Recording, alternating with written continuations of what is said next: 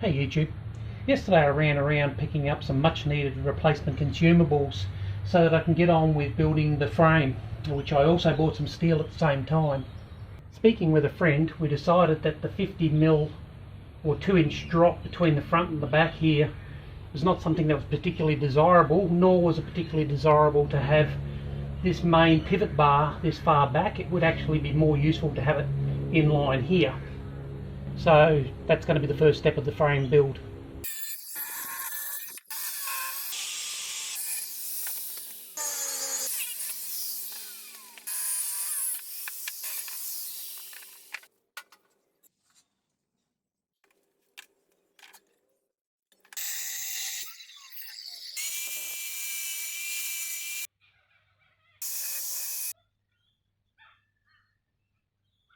Is that 327 to the centre or to here?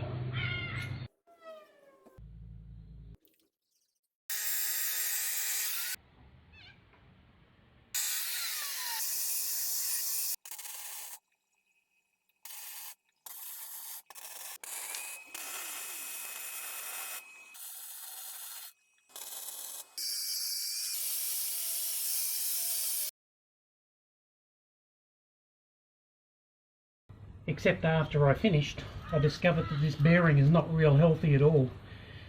Sounds like it's missing a number of ball bearings out of there. This one seems okay, and I probably would ordinarily just repack it. Just unscrew this and put some new bearings in it, except someone welded on the thread here, making it impossible to easily unwind this and put the new bearings in it.